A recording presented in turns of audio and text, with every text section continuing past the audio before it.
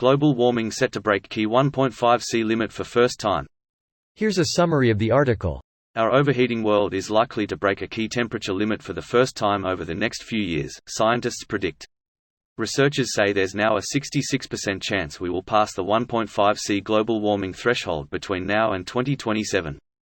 Countries agreed to pursue efforts to limit global temperature rises to 1.5°C under the 2015 Paris Agreement.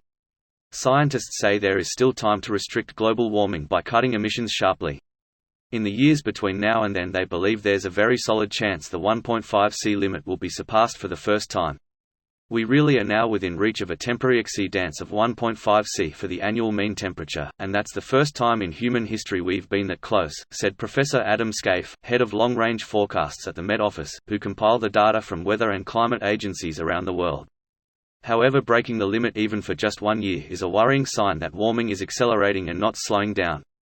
This post received a score of 7,700, with an upvote ratio of 94%. Here are the top comments in response to this article. I don't think most people really grasp how dire this is.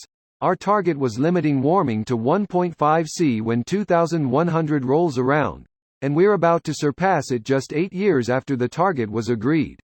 Didn't even make it out of the single-figure numbers. I think it's pretty well understood that 1.5°C isn't happening at this point.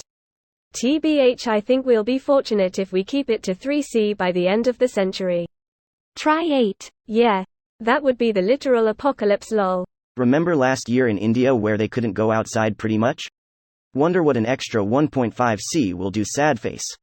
There will be mass migrations out of uninhabitable areas. We're talking likely hundreds of millions of people. Yeah, I don't think people really understand what mass migration will do to demographics and economies.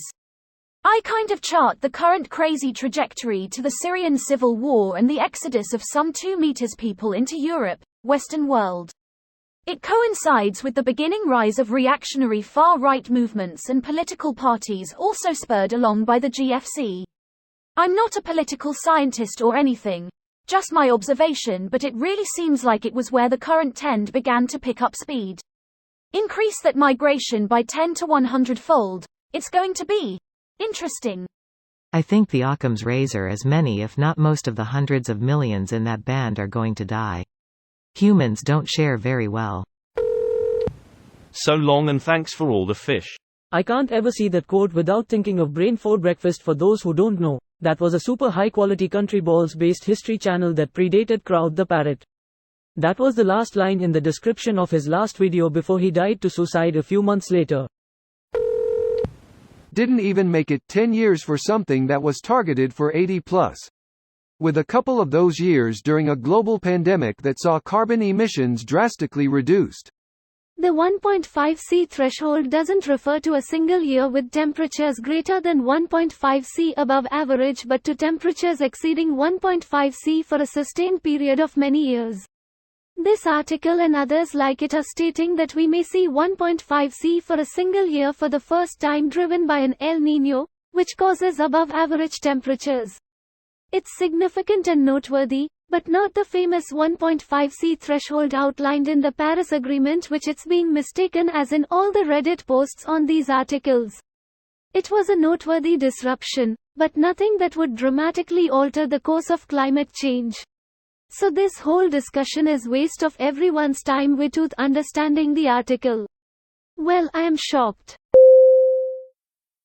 This video was automatically created by Reddit to speech. The article and comments in this video were selected from Reddit according to their upvotes, and any paraphrasing was performed by smmry.com, without any human intervention.